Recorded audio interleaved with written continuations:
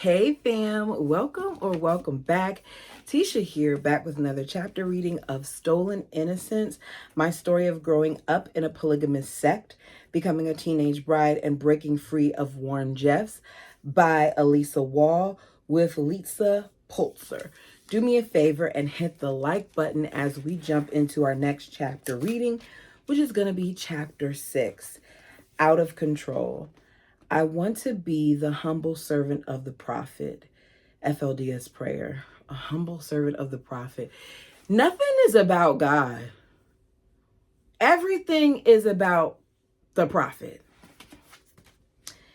In the fall of 1998, our family was still living on Claiborne Avenue, and much to my surprise, and everyone else's, Mother Audrey returned home. Her youngest daughter, Lydia, had been married not long before, and with no more children at home, Mother Audrey strengthened her friendship with Mother Laura, who was now in her mid-20s and raising her young son. The two women had bonded from the beginning and had grown closer in our absence. But the house that Mother Audrey returned to was not the one that she had left the previous year. All of a sudden, it seemed Laura had become Dad's favored companion. It was Laura accompanying Dad to the supermarket. It was Laura scrutinizing the other mother's shopping lists about whether certain items were truly necessary. Just as Mother Audrey had struggled with the addition of Dad's second wife, now Mom had a hard time coping with Laura's presence. This is one of the natural drawbacks to plural marriage. The husband experiences pride and excitement with a new wife in the household, but for the women already there, resentment and jealousy sets in. Part of that reason, at least especially with the way that they do it here, is because the women truly have no say-so. It's a thing where the prophet says, this is who you're getting, and here comes yet another wife. And most often that new addition is even younger than the last. So there's a lot of things that happen in this that create resentment and issues.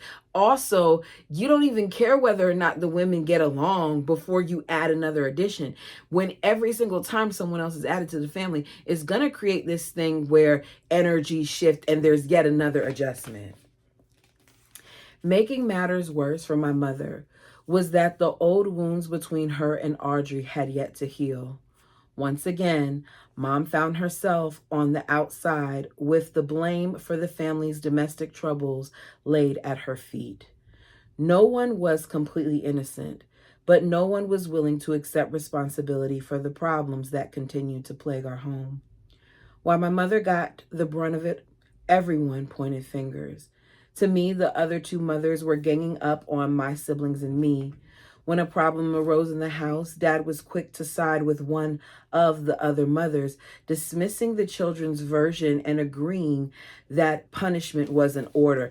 My question is, what was it about her mom that made it a thing where the others ganged up against her and her kids? Like, was she that beautiful? Was she that talented? Was she that much of a threat? Was it because she was so ingrained in this? Like, what about her made them so against her?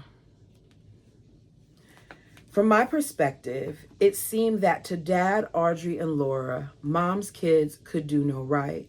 My brothers had taken to escaping the tension with forbidden trips to the local arcade and Toys R Us, where they met friends and played video games.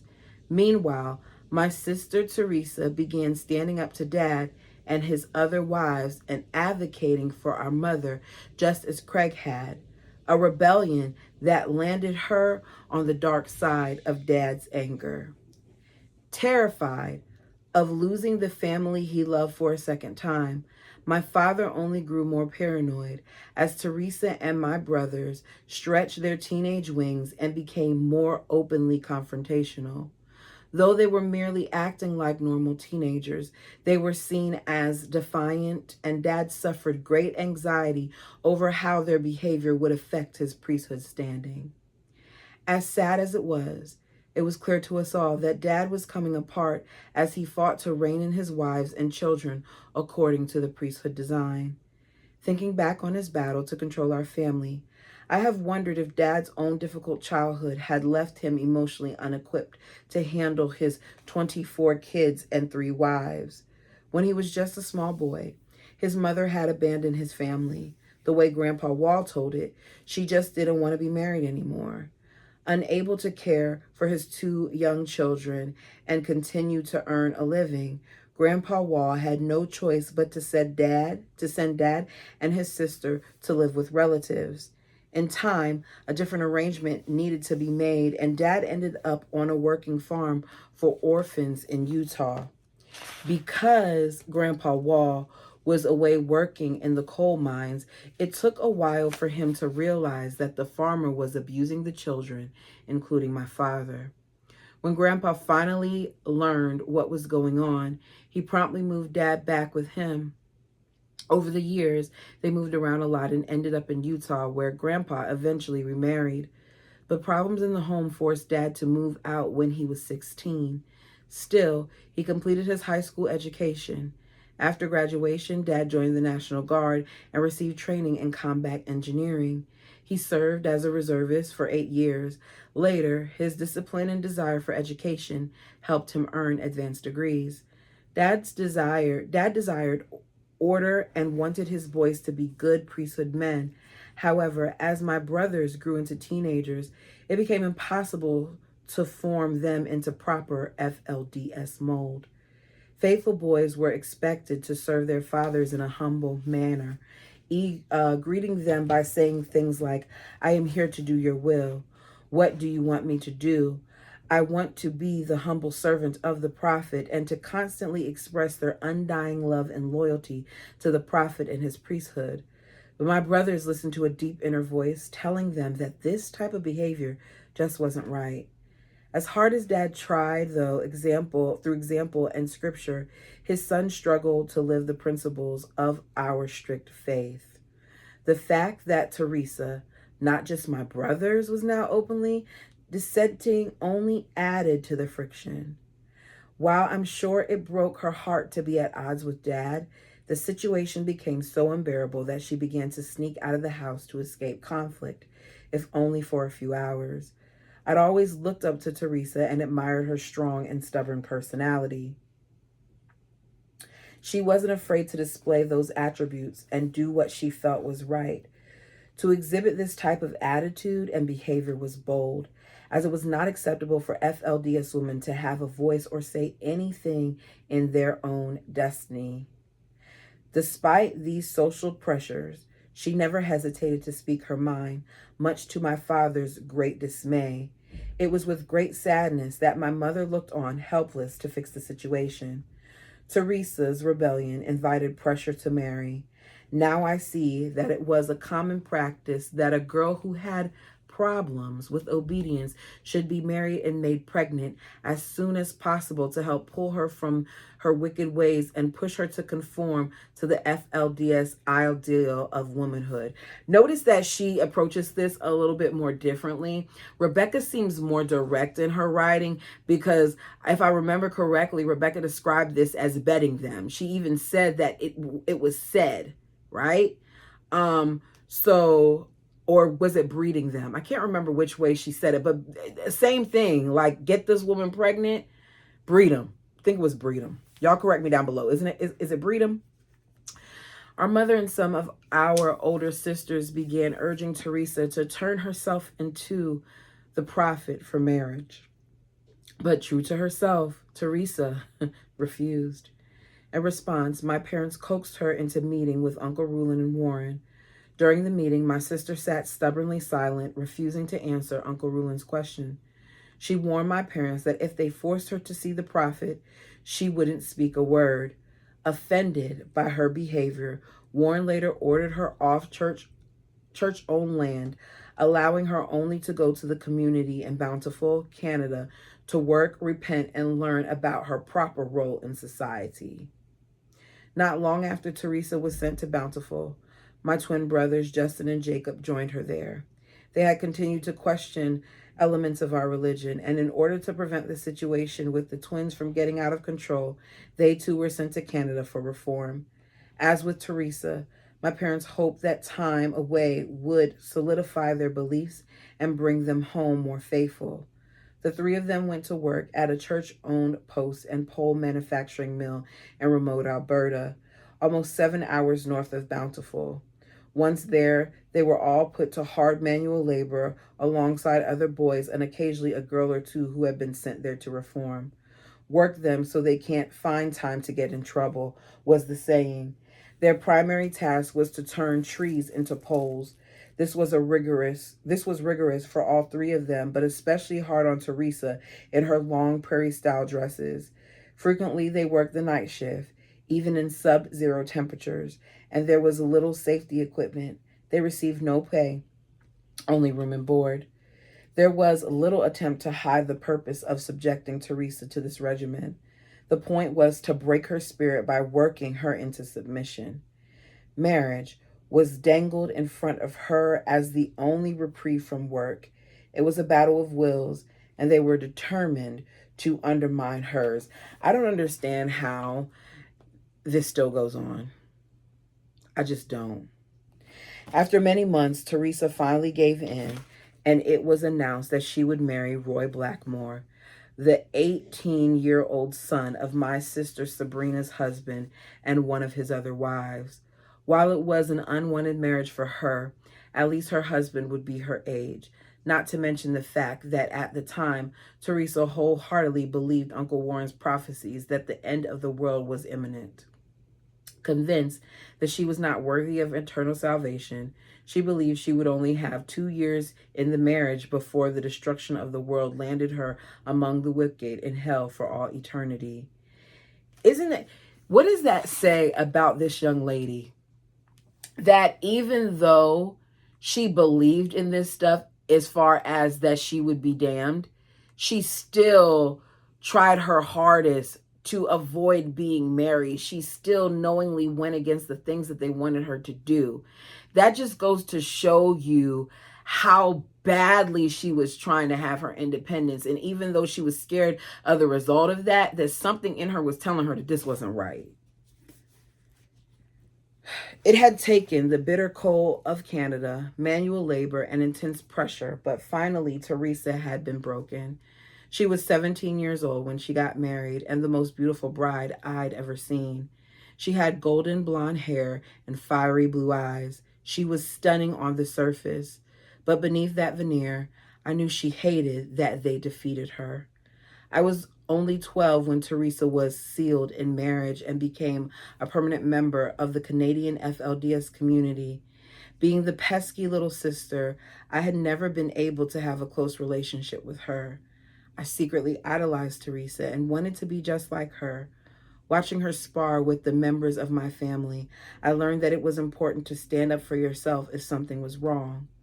Though she had eventually given in to marriage, she advocated for beliefs and for her personal rights, even though her opinions went against the church, yeah. Her actions were bold and insubordinate, but I was old enough to recognize, excuse me, that there was something admirable in them. I didn't know it at the time, but seeing Teresa's defiance through the eyes of an impressionable young sister changed something in me. Only years later would I find out just what that something was. On July 7th, 1999, I celebrated my 13th birthday with my family in Salt Lake City, not knowing that it would be the last time that I would ever observe any event with my father.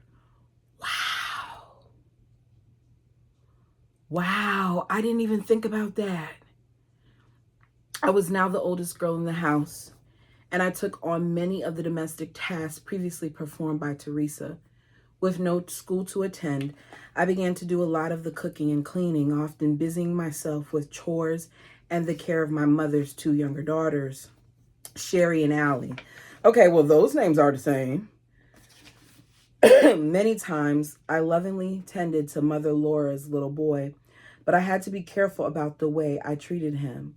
Mother Laura was still playing the role of Mother Bear and remained highly protective of him. While her behavior could be frustrating, Mom encouraged me to see that Laura's actions were understandable. She had been the same way with my brother Travis, ultimately quitting her job at Dad's company so that she could care for him and her other kids during the day. A sad look came over her eyes as she, no doubt, thought of Travis, who wasn't faring well. His living situation with the other boys who had left the FLDS had eventually deteriorated and became unsustainable. Most of the boys forced out of the community were mere teenagers themselves and had been raised in such a close community with little real education. While they banded together to help one another, there was little they could do beyond working menial jobs. Finally, it got to a breaking point, and when Travis decided he could no longer live like he was, he returned to Salt Lake City for a fresh start. Years of hard work as a member of the FLDS community helped him land a construction job, and he again moved into a house with other former FLDS boys. The move did little to change his fortune, and the hard times that had begun in southern Utah continued back in Salt Lake, leaving him in need of help. Because he left the church in the middle of his reforming in Short Creek, he was now labeled as an apostate. To be an apostate was even worse than being a Gentile. Gentile was the term given to all non-FLDS people, no matter their religion, but an apostate was someone who had lost faith or left the church, turning their back on the priesthood. Apostates were viewed as one of the worst kinds of evil. FLDS teachings demand that all members abandon people who choose to apostatize, even members of your own family. The severity of this requirement was such that we had to be extremely careful about our association with our brother. We'd been warned that the punishment would be harsh, but none of us knew exactly what that meant. Still, we were not prepared to abandon a brother and son completely. After months of being away, Travis became a presence in our lives again, and periodically he would stop by to check in on his younger brothers and sisters. Usually he would come just to say hello, but he would end up staring at our dinner with hungry eyes. Mom and Dad couldn't stand to see their child in that condition, and on occasion they would allow him to have a plate of food despite the risk. No matter how much he was suffering, Travis couldn't bring himself to ask my dad for help. Mom and I would sneak him care packages during his forbidden visits home. Though it went against the church's teachings, we couldn't stand to see him starve. It was devastating to watch the members of my family being slowly destroyed in the name of our religion. Even as our home life spiraled out of control, Dad continued to hold our annual camping trip and picnics in the mountains in an attempt to recapture the good times we all remembered. But the realities of our situation were glaring, and the absence of so many of my siblings made it hard to enjoy the trips as I had in the past. So this boy is starving. He is struggling. He is not supposed to be around his family. He's not supposed to see his family. His family is breaking the rules by seeing him and doing something as simple as giving him food to eat. I just don't feel like the God that I serve would want me not to give food to someone who is in need, no matter what their beliefs or lack thereof are. These are the things that I think about. But once again, I have to remind myself, this is a cult. The sad truth, as I learned, was that our family struggles were making their way to Uncle Warren's ear. Mom had again been talking with Rachel in secret, confiding about how my father was not in full control of his family. Rachel naturally took my mother's side without seeking out my father's perspective, eventually concluding that Dad was not leading the family correctly and that he had no power over what was going on under his roof. In turn, Rachel often relayed stories to Warren, a practice that grew more frequent after Ruland's stroke had put our prophet in the back seat while he recovered. So she's putting a lot of this on Rebecca. She's putting a lot of this on Becky, whose story that we read before this. And I don't know if it is something that she knows for a fact or if it's something that her mother told her, because Some things Rebecca was finding out through Warren and others herself. All of them were being watched. So my question to you guys is, do you think that Rebecca, previous story, and this story, Rachel, was relaying as much information to Warren as Elisa thinks she was? When Rulon Jeffs became the prophet, he expanded the prophet's role regarding marriage beyond simply revealing who was allowed to marry. Before Uncle Rulon, if a couple was having marital problems, they would be encouraged to handle them on their own, save for serious matters such as adultery and apostasy. Rulon began performing a sort of marriage counseling supposedly aimed at resolving marital conflict, but it was less about solving problems and more about control over husbands and wives. With his new practice, the prophet became privy to members' most intimate secrets, and Rulon was not afraid to put this information to use, which goes back to me saying, was it all the fact that her sister was saying things, or was it that her mom was saying stuff? Because we already know that her mom at some points did go to the prophet about things that were going on, or to Warren.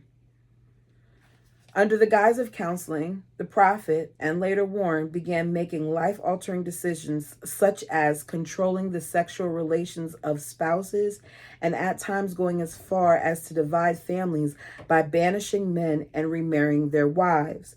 As Uncle Rulon's stroke placed Warren more firmly in the seat of power, these irrational directives started becoming even harsher and more far-fetched in their implications.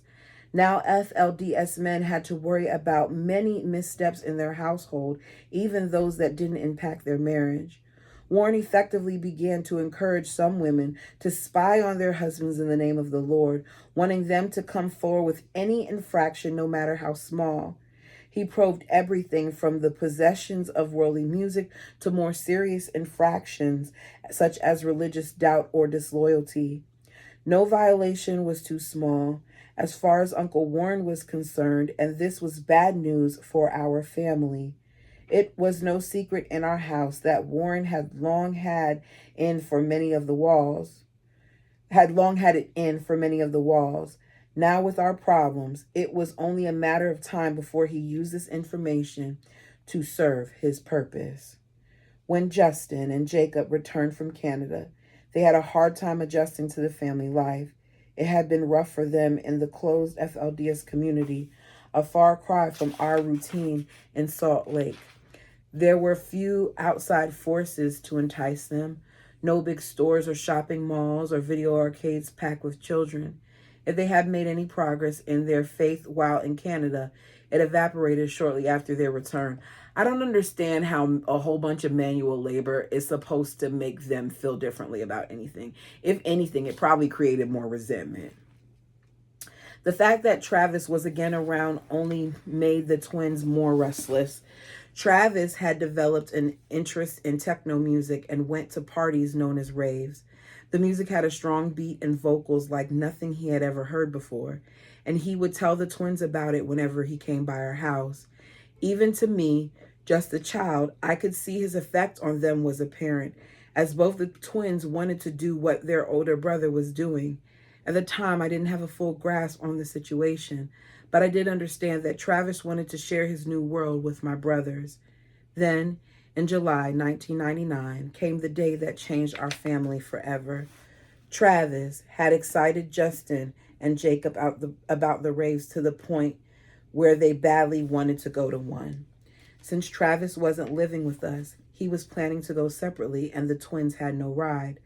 Desperate to get to the party, they begged my mom to drop them off there. What? Dad warned her not to do it. He was fed up with what had been going on at home, and if the twins went to a party, he would be upset. Membership in the FLDS didn't stop Dad from facing the kinds of concerns that plague all parents of teenagers at one time or another. His twin sons were not yet 18, and as far as he was concerned, it was still his duty to protect them when he felt that they were placing themselves in harm's way. Let me tell y'all something completely off topic. My son is 18, and he just went to his first party. Well, I should say his first club for Halloween. And when I say he came out and he was like, Mom, I'm going to go, whatever, whatever. He asked beforehand if he could go. I said yes. And I had all the talks. When I say I was like, take that off and take that off and don't wear that watch and don't wear that necklace and don't wear those. Don't wear anything that draws too much attention to yourself. Don't make these people think that you got money and da da da. Like, I was going through all the things and I was like, oh God, please cover him, because, I got nervous because things happen, right? But he didn't ask me if he could do something like that until he is 18. I guess I'm so old school in some things. And I'm not going to say like I wouldn't let him go to a friend's party or something like that. He's been to birthday parties and things of that nature. But I just feel like sometimes when our kids experience some things too early, they're not prepared for what it is that they may face. And I think that because of the way that they were raised, they were willing to risk it all, and they weren't prepared for what was out there. Like, their parents can't warn them about people maybe trying to go after them for this, or, watch out for this drug or this or that, because they're not aware of a lot of it because they've isolated them from so much. So I can only imagine what these young boys who are hearing about all this great stuff from their older brother are thinking, and what it was for them to actually go there. Yeah, I'm all the way off the topic, y'all. I'm sorry. It was just something that was on my mind. I had to get it out. We'd all heard about the worldly music and dancing that went on at these rave parties, and it didn't seem out of the ordinary for Dad to be worried. Besides, if Uncle Warren were to find out that Justin and Jacob had gone to a party, even though they didn't have Dad's consent, he might use that as an excuse to further damage my father's standing in the priesthood, and Dad might risk losing his family again. The Saturday of the party came around. In keeping with family tradition, that day my mother wanted us to wash the family Suburban so it would be clean and shiny for church the following afternoon. Most times we would scrub the truck right in our driveway with sponges and buckets we had around the house. Mom tried to make this chore fun for us, and on this occasion she decided to take us to the car wash up the hill from our house. The beginnings of summer dusk were spreading across the sky as we pulled up to the car wash and began to feed quarters into the machine. We had finished spraying the soapy lather over the truck and were applying the final rinse when we noticed a figure running up the road towards us. I felt a chill rush through my body as all at once I saw his scuffed up face and the way he was limping, and recognized that it was Brad, my 15-year-old brother. Brad approached my mother and clung to her like a small child, his arms draped around her body and his shoulders heaving. It was startling to see my older brother, who I had always found so strong, dissolved into tears. Mom asked us to give her and Brad some privacy and instructed us to move to the other side of the vehicle. Worried, we peeked around the truck to see what was happening. As Brad shared the story, I watched a look somewhere between fury and pain sweep across Mom's face. Though it would not be until years later that I learned the details of what happened, it was clear from her expression that something bad had taken place. Dad had returned home to find the family gone. While we were at a car wash, the twins had secretly gone to meet up with some friends. With no one there to inform Dad where we were, he grew worried that perhaps Mom had given in and agreed to drive Justin and Jacob to the party. As the minutes crept by with no word from Mom, Dad's imagination began to take hold of him. It was at that point that Brad had came home from whatever he'd been doing. Right away, Dad asked Brad where his brothers were. Since Brad had no idea, he issued a typical teenage response. Why do you care? Not so typical, but okay. Maybe in their household. That wasn't typical in my household, but okay. Why do you care? Angry at his son's lack of respect, Dad left the room for a moment to take a break. This was when Mother Laura got involved and everything spun out of control. Furious at how my brother had spoken to Dad, she took it upon herself to give Brad a scolding. While I wasn't there to witness what happened next, years later I was told that the conversation grew heated, with Laura becoming so angry that she raised a hand to Brad, who reflexively grabbed her arm to protect himself. As Dad walked in the room, he saw this and thought that Brad was attacking Laura. Of course he did, because that's what it's always come down to, is her kids. Elisa's mom's kids have been bad and everybody else's have been good, when there were far worse things going on in that house that he seems to be unaware of. What followed was probably one of the most dramatic moments in the Wall family history, as the confrontation between Brad and my father turned dangerously physical and ended with Brad escaping up the hill to the car wash. After hearing Brad's awful story, Mom moved quickly. She instructed us all to get back into the Suburban and buckle up. I wondered where we were going and what Mom planned to do, but I knew I shouldn't ask any questions or offer an opinion. I didn't know what Brad had told her, but Mom seemed very upset. Mom drove fast, fueled by sadness and despair. She made her way down the road, pulling abruptly into the first place that had a payphone. She grabbed my hand and pulled me beside her into the phone booth.